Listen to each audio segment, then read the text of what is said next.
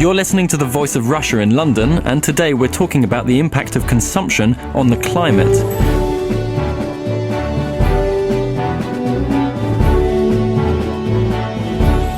Britain says it's doing its bit to fight global warming because its greenhouse gas emissions fell by 19% between 1990 and 2008. But not everyone agrees. The environmentalist George Monbiot says that figure doesn't include the environmental impact of goods that we consume but which are made abroad. With the processes used to make those goods included, he says our emissions actually rose by 20%. However, some people say it is possible to decouple economic growth from material consumption. They say the UK has passed the point of maximum consumption, and technological advances mean the products we use last longer and are lighter and easier to recycle. So, what's the truth? Are we consuming more or less stuff? Is it having an increasing impact on the global climate? And do we need to rethink our way of life? With me in the studio to discuss this are Simon Ross, Chief Executive of the group Population Matters, Dr. Phil Longhurst, Senior Lecturer in Waste Strategy at Cranfield University, and Chris Goodall, author and commentator on sustainability. So, I'd like to ask my guests, in a word, is our consumption lifestyle having an increasing impact on the environment? Dr. Phil Longhurst. What a good question. We are having an increased impact, but that's partly due to legacy of waste and materials as well as our consumption. And we're not really challenging directly the sources of consumption. We reduce our consumption when economic activity falls, and we try and reduce it as activity grows, but it's a very difficult route to follow.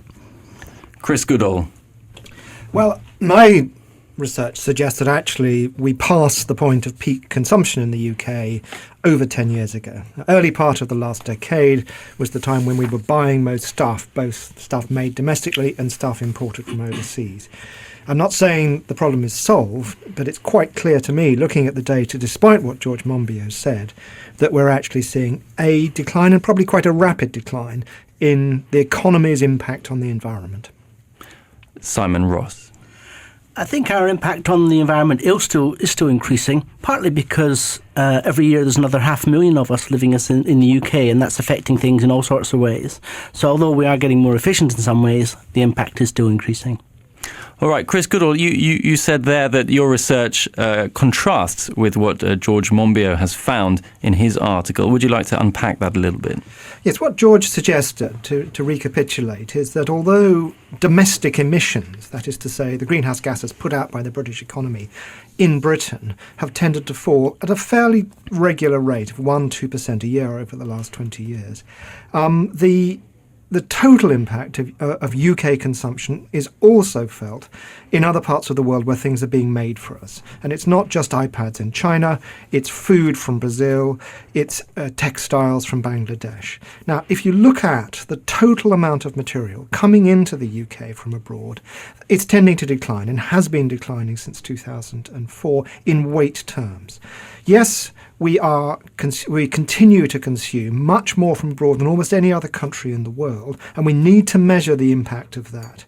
But the evidence is, despite what George Monbiot said, that the peak of our total emissions, both domestically caused and internationally generated, passed in the early part of the last decade. And funnily enough, that's what official statistics say. The DEFRA, Department of Environment, Food and Rural Affairs, data that was done very independently by the University of Leeds shows a clear fall of about 20%, almost 20%, in the period since 2004 in the net emissions caused by consumption in the UK economy. Dr. Phil Longhurst, does that chime with what you're seeing? The trend is certainly to achieve a better decoupling, if you like, from materials, consumption and our production. So we're getting better and better at manufacturing with less waste and also recovering goods. And if you look at the recycling perspective in terms of materials recovered in the UK, that's achieved levels which we've never seen before, so 40-50% of household waste. But that picture also ignores some of the other challenges which we've not really overcome. So if we look at a consumption argument, we're improving. If you look at a disposal argument, we still have a long way to go. And household waste consumption is only approximately 9% in the UK, commercial and industrial around 12 to 14%, and we're still prepared to throw away large volumes of that material, which has a similar composition to many of our household materials. So the challenge really is for us, if we manufacture in the UK or we import, what happens to those materials at the end of life? And do we have systems in place to recover, recycle or reuse those materials? I just want to ask, that's the picture for Britain, but what about globally for the whole world? What do you see happening there? Yeah, at the moment, the challenge for developing countries and rapidly developing countries, which in fact have smaller population footprints, if you like, in terms of material, carbon emissions and water, the natural trend is for those to increase closer to our own footprint. And if that does happen, then we won't be able to sustain the levels of consumption that we presently have. Even though countries like India and China have much lower footprints per population. So the challenge is how we achieve well-being and societal growth and development and health, whilst not seeing that as being consumption growth in essence.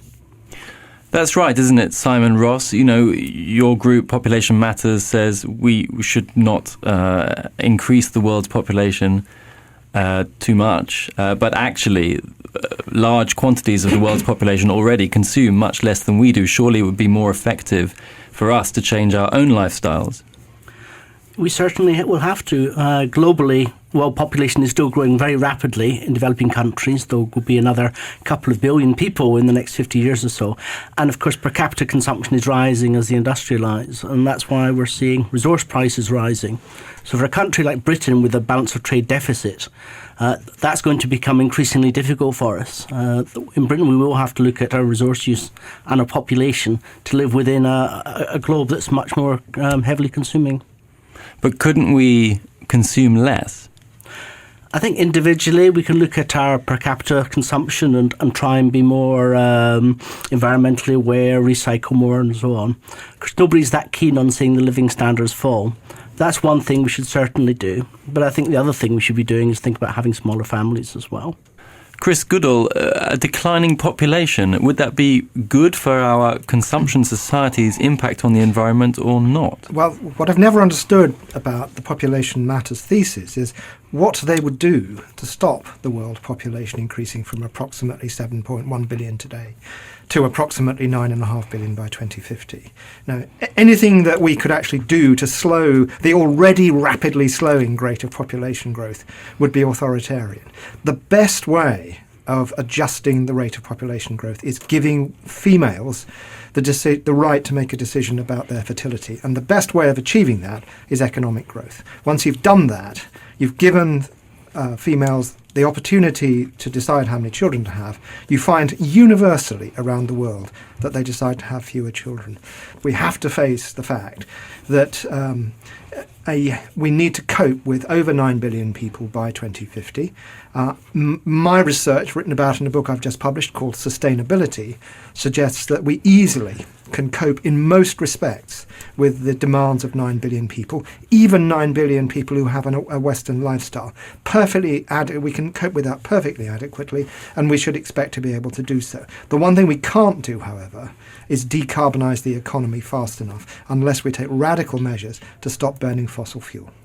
Is that something that we can do in our current sort of condition of society and energy mix and resource availability? Yeah, well, this is the big challenge of this century. It's going to be very, very difficult to move away from fossil fuels as the primary source of energy production and consumption across the world.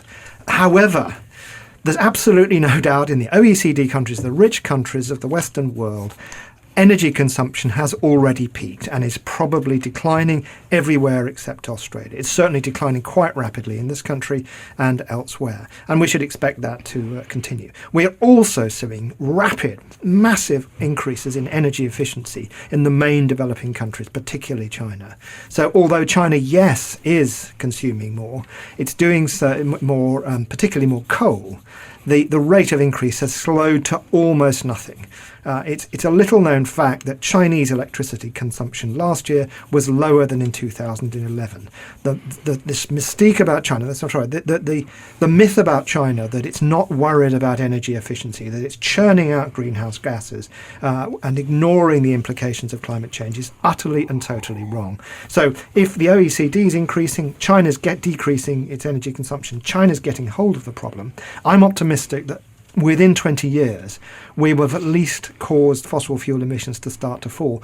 We need to do so faster if we're going to control global warming, but we have the problem. At least we have the problem in our sights now. You're listening to The Voice of Russia in London, and today we're talking about the impact of consumption on the climate. Phil Longhurst, is it the case that China gets a bad press? Undoubtedly.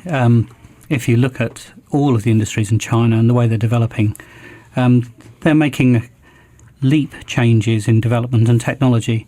It's very easy to look at our reporting of China's activities and its industry as if it's poor, low technology development. The Chinese are very aware of the technology that's capable and are very focused on new innovation. And in fact, they're seeking and they recognise the limits to their economic and industrial growth are the environment and pollution, and the ability to deliver an advanced infrastructure they're very focused on. If you look at the development and design of new cities, they're very focused on water reduction, water recovery, better use of materials, low energy, efficient living in terms of footprint per population. And in a way which we're not in the UK, interestingly. If you look at the UK's consumption of energy in terms of light and heating at the household, we're probably one of the worst in Europe. And yet we look across to other countries as if they are wasting energy, and our own housing infrastructure, our own industrial infrastructure is very poor in that respect. But if it's the case that Britain, which is a mature economy, is reducing its overall use of materials, and China, which is a rapidly developing economy, is also apparently reducing its consumption of electricity, as we've just heard, then where in the world is the actual increase in consumption of stuff and resources coming from? Well, we have a growing, if the wrong, it's a poor phrase, but a growing middle class, if you like, or a growing belt of consumers across the world. People who are now finding living and security in living, where no longer large numbers of their family are dying, they can have food and water and basic health provision, means that families have a more stable and a better choice around their lives, which is a reflection of the migration of Chinese families from the agricultural areas into cities. Cities offer a greater stability and a greater choice in lifestyle. In fact, as Chris described, greater opportunities for education as well. So I think cities can be very good at efficiently delivering a living experience. We have to think about how we develop our cities for the next generation. What are our next cities going to look like in the UK as well? Are we going to rely on a modified Victorian infrastructure, or do we look at new city development? Simon Ross, what do you make of what we've just heard? I'm not as optimistic as some of the others. I'm thinking ahead to declining water resources, things like melting glaciers and water tables. The fact that a lot of agriculture depends on energy, which is getting more and more expensive. The fact that there are limited resources in terms of potassium and phosphates for fertiliser. So I think there's real concerns about a mismatch between rising demand and limited resources. But perhaps in the future, the dishwashers and so on of the future will be more energy efficient and less polluting, or delivering a lighter footprint in terms of the processes required to create them.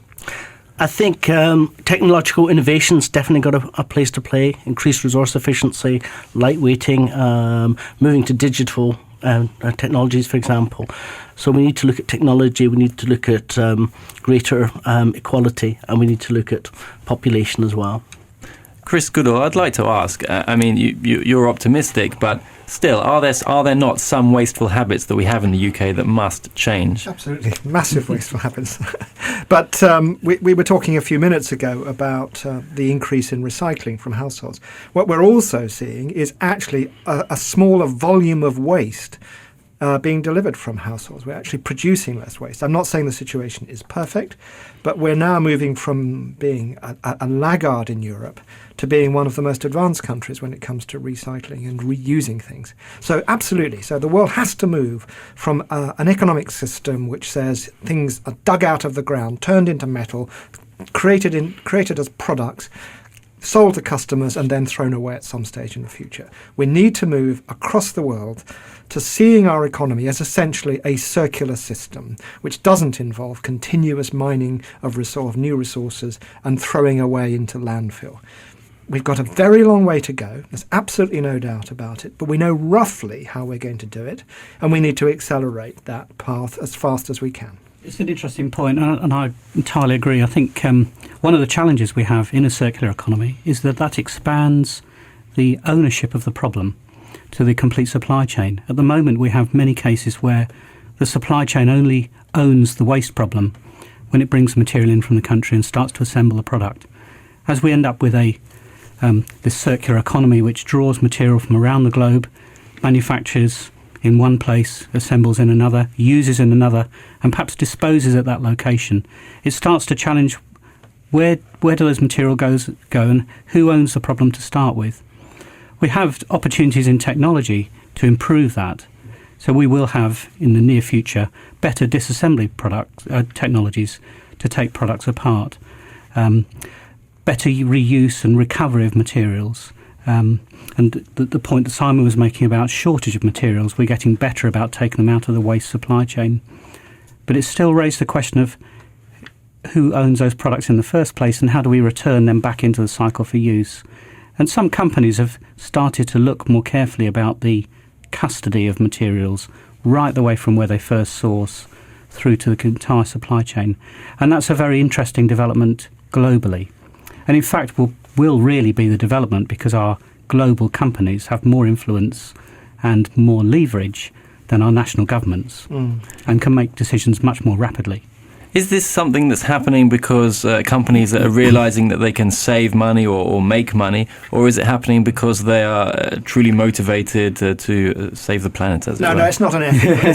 This is really not an ethical thing. It's the fact that copper, for example, has suddenly become very expensive. The price has fallen in the last few weeks, but we're talking about a 5 times multiplication in the price of copper. So it becomes economically rational when things get business risk sourced. reduction. Yeah, it is. So I'm just looking at this phone in front of me here. Now, at the moment, there's almost nothing in this Samsung phone, 2.5 years old, that is broadly speaking recyclable. But there's also nothing in there that couldn't be designed to make a fully recyclable product within a couple of years. And it's absolutely clear that the main manufacturers around the world realise there's now an economic incentive.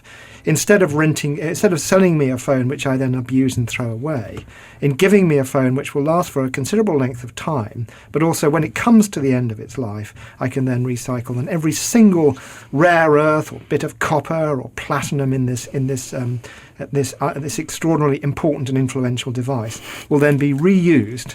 And that's the same both in the UK as the rest of the world. And we need to think about building systems which completely allow complete recycling and complete circularity for every single thing we use. Simon Ross, I mean, doesn't this show us that if resources do become more expensive, we adapt to the new reality? I think the market does have these feedback mechanisms, so rising resource prices does make recycling more viable. It also deadens and discourages demand, so it does have those things. But the rising resource prices are a signal. There's a signal that as we extract more and more, it gets more and more expensive to get things out the ground from where they are. They're in more remote or difficult to access places. And it's also a reflection of enormously rising demand on a global scale. So sure, the West and the most developed countries are getting more efficient, but you've got this huge weight of unmet demand from developing countries. And that's a concern. What I tried to show in the book that I published recently called Sustainability was that there isn't an enormous overhang of excess demand waiting for people. Once people have got access to a certain quantity of steel, of copper, of the main industrial materials, they don't need any more.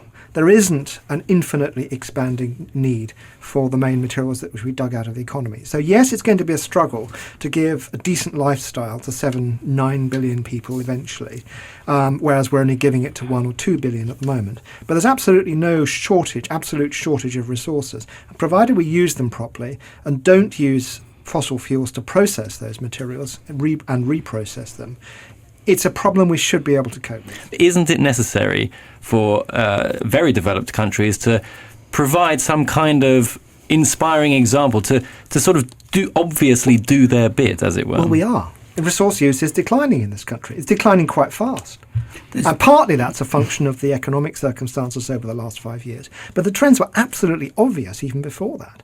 You look at every single graph and you see a slowing growth and then a flattening and then a decline in resource utilisation, in energy use. Indeed, the distance we choose to travel each year is falling. The amount of food we eat in terms of calories per head is falling. Is that the case? Surely everybody's jumping on Ryanair flights and going off for weekends every second month. The total month. amount of travel is tending to fall in every single industrial country. Why is that? Because travel isn't something that most of us want to do. Travel is actually a deeply unattractive activity. Yes, going away on holiday to Spain in April is a wonderful thing, and it's a wonderful opportunity for us to have. But in general, most travel we'd rather not do. You came in here, no doubt. You had to commute in here. Would you rather have lived your life? Well, I've tried working from home. It's actually quite boring. Yes, but you don't choose to commute. It is not a pleasurable activity. And once we get sufficiently well off, we choose to travel less. And that's not just the case in the UK. It's true in every single industrial economy. You're listening to The Voice of Russia in London, and today we're talking about the impact of consumption on the climate. With me are Dr. Phil Longhurst, Senior Lecturer in Waste Strategy at Cranfield University, Chris Goodall, author and commentator on sustainability, and Simon Ross, Chief Executive of the group Population Matters.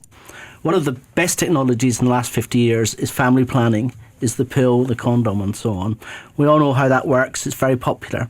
Now, if we can use that and improve women's rights, particularly in developing countries, to bring down the birth rate to 1 or 2 per head, which is what most people are happy with, is what we see in the UK, for example, that's going to have the biggest impact on dampening demand and means that we don't have to struggle so much finding every little solution to hold down that demand. Simon, it's already happening. In most developing countries now, the rate of replacement, to call it at its crudest, is now not far off 2 children per woman. The decline in the rate of population increase has been staggering over the last 30 years, and we're continuing to see it. Well, we're still growing at the rate of 1.5 million a week globally. So it's still growing, and a lot of that's due to population momentum, the fact there's an awful lot of young people around now. It is slowing, but what we can do is help it to slow faster, to reduce that peak, bring that peak forward, peak population, make it lower, and reduce this huge demand there is on resources.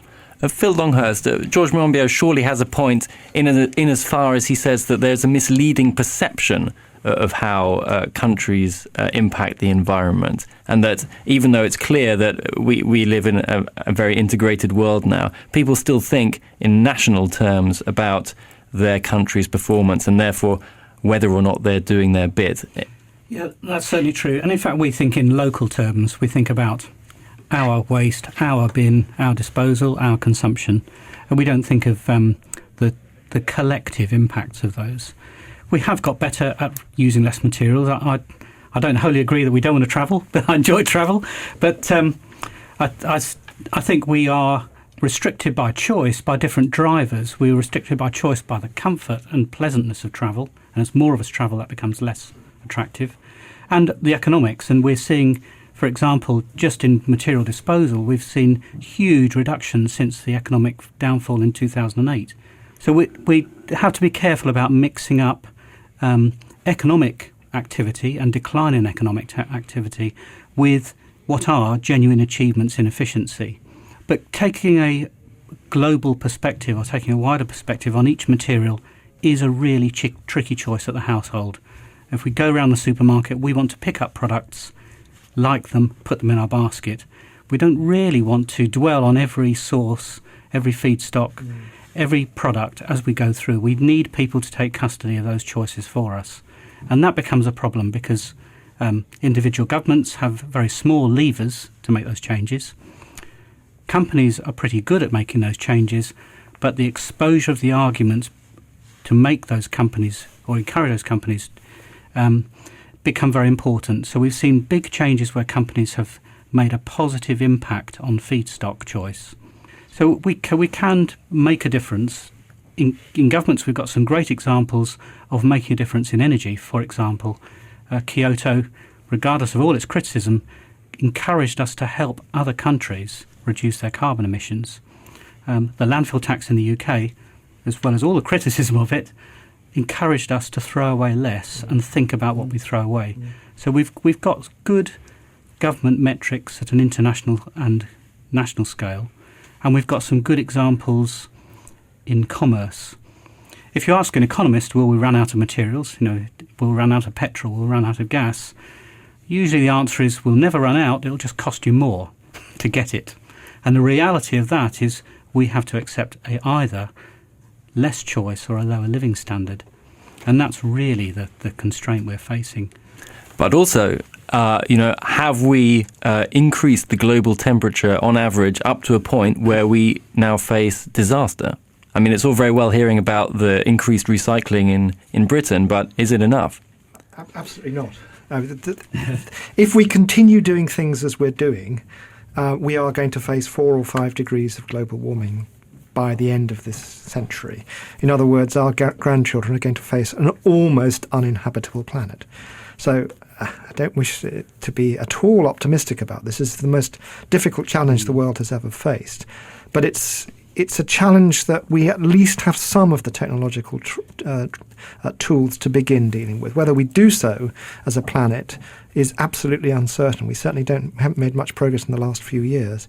But nevertheless, we need to focus on the things which really matter. And principally, that's the consumption of fossil fuels. How happy are you with the state of global affairs in terms of sustainability versus the possibility of climate change and associated catastrophe on a sort of scale of 1 to 100? How chuffed are you with where we're at, Simon Ross? I think more and more people are talking the right game, but the actions haven't yet really started in a lot of cases. So I'm half and half about the future. Chris Goodall. Oh, I'm deeply pessimistic, but I'm only deeply pessimistic about fossil fuel consumption. Everything else appears to me to be quite easily manageable. Fossil fuel consumption is the most enormous challenge, and I don't think we quite understood how fast we're going to have to change.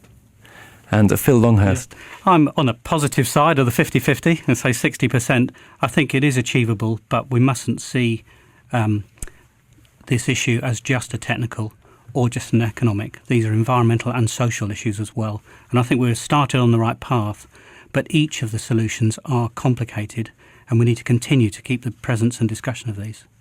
All right, I'd like to thank my guests, Simon Ross, Chief Executive of the group Population Matters, Chris Goodall, author and commentator on sustainability, and Dr. Phil Longhurst, a Senior Lecturer in Waste Strategy at Cranford University. Thank you all very much.